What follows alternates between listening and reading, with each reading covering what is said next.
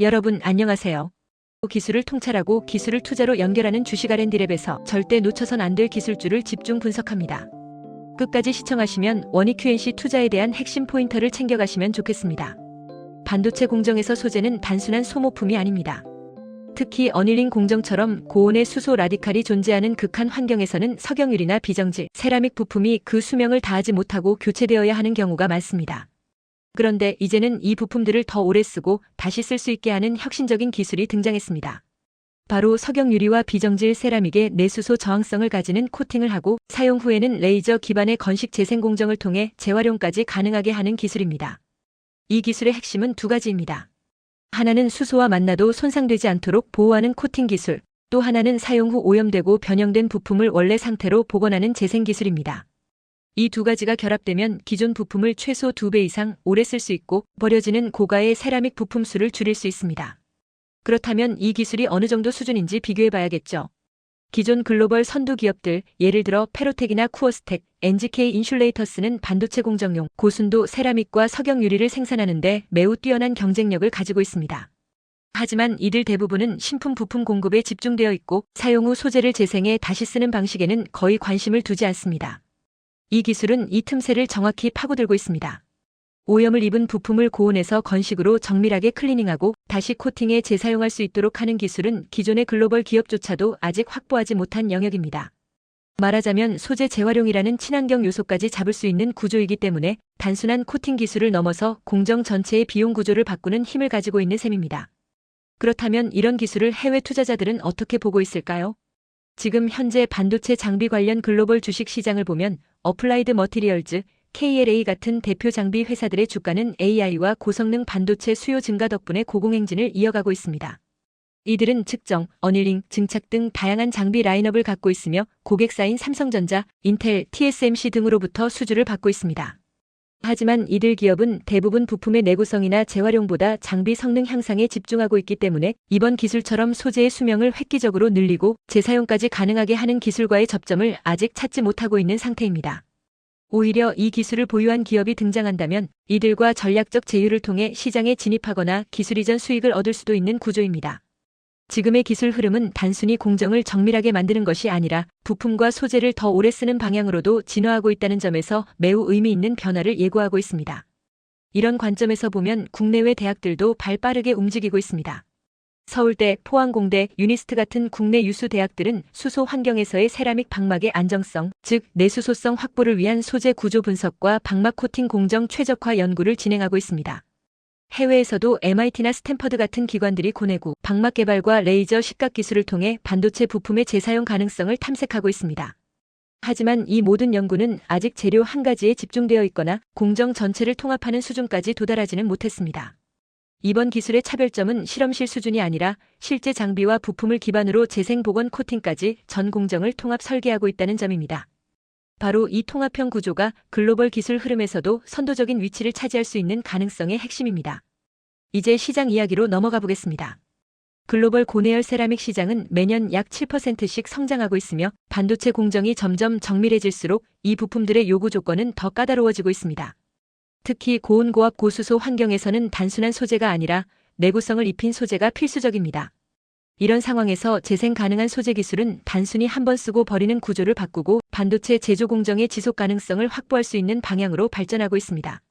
이 기술은 친환경, 원가 절감, 공정 안정성이라는 세 마리 토끼를 모두 잡을 수 있는 솔루션이기 때문에 글로벌 반도체 패권 경쟁 속에서 소재 측면에서의 게임 체인저가 될 가능성도 충분합니다.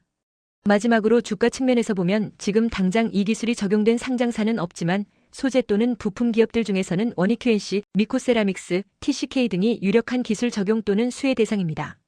이들 기업은 이미 반도체용 세라믹 부품을 공급하고 있으며 수소 내구성 소재 또는 코팅 기술을 확보한다면 기업 가치가 재평가될 가능성이 높습니다.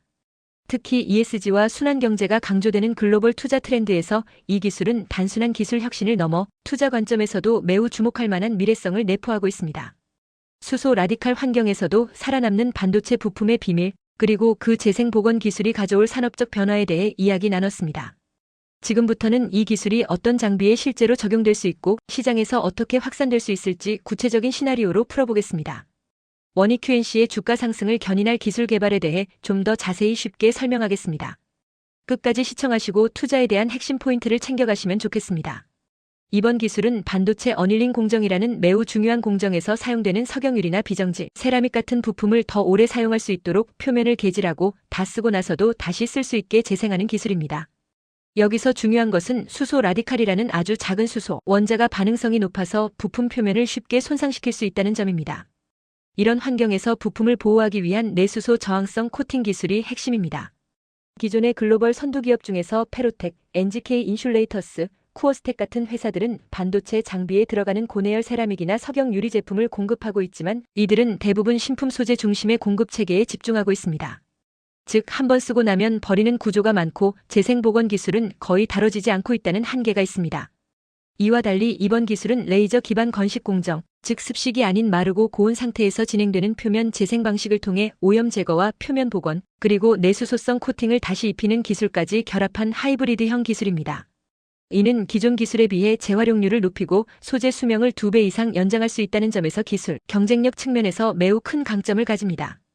대표적인 글로벌 반도체 장비 회사인 어플라이드 머티리얼즈와 KLA는 어닐링, PVD, CVD 장비 등을 제조하며 미국 증시에 상장되어 있고 최근 AI 반도체 수요 증가에 힘입어 꾸준히 주가 상승세를 보여주고 있습니다. 특히 어플라이드 머티리얼즈는 미국 반도체 장비 산업의 중심축으로서 다양한 공정 장비군을 통해 고부가 가치 소재 및 공정 부품 수요에 적극 대응하고 있으며 최근 몇 년간 연평균 주가 상승률이 2자릿수를 넘습니다. 하지만 이들 기업 역시 내수소 코팅과 재생 복원 기술에 직접 뛰어든 사례는 아직 확인되지 않았습니다.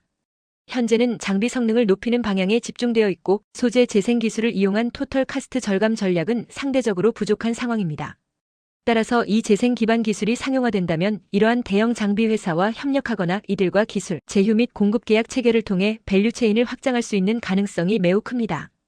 특히 페로텍의 경우 반도체 소재 사업과 태양광 부품 등으로 다각화하고 있고 주가도 안정적 배당과 함께 투자자 신뢰를 유지하고 있어 중장기적 파트너십 대상으로 주목됩니다. 대학과 연구기관에서는 수소 환경에서의 소재 열화를 분석하고 코팅막의 내수소성 강화 기술을 실험적으로 증명하기 위한 연구가 활발하게 진행되고 있습니다. 예를 들어 서울대학교 포항공대, 유니스트 등은 수소 플라즈마 하에서의 방막 열화, 방막과 기판 간계면 반응, 그리고 레이저 기반 클리닝 기술에 대한 연구를 진행하고 있습니다. 이 과정에서는 특히 산화아프늄, 산화알루미늄, 이산화규소와 같은 산화물 방막의 수소 확산 특성과 결합 에너지를 전산모사로 분석하고 이를 실제 코팅막 개발에 적용하는 시도가 이어지고 있습니다. 해외에서도 MIT, 스탠퍼드, 그리고 프라운호퍼 연구소 같은 기관들이 고내고 세라믹 방막, 원자층 증착 ALD, 그리고 재사용 가능 고부가 반도체 부품에 대한 연구를 수행하고 있는데요. 이들은 주로 소재 물성을 기반으로 한 전산 기반 물질 스크리닝 기법과 함께 오염도 분석, 분광학적 특성 평가 등 첨단 분석 기술을 접목하고 있습니다.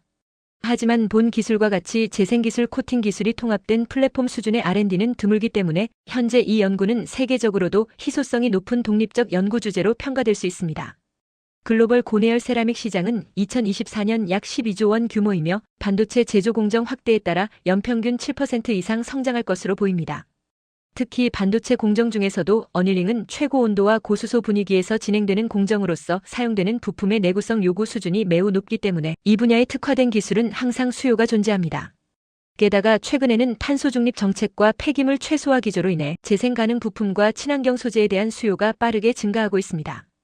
이번 기술처럼 기존 부품을 다시 쓰게 만드는 기술은 소재 낭비를 줄이고 총 소유 비용을 줄이는데 매우 효과적이어서 TSMC, 삼성전자, 인텔 등 대형 팹 고객들이 관심을 가질 수 있는 기술 영역입니다.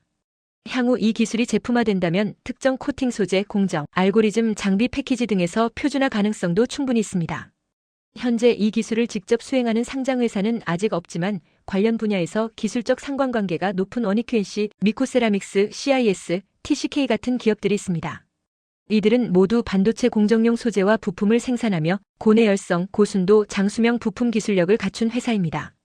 이들 중 재사용 재생 기술을 내재화하거나 해당 기술을 가진 스타트업을 인수하는 경우 기술 가치 기반의 주가 재평가가 일어날 가능성이 높습니다.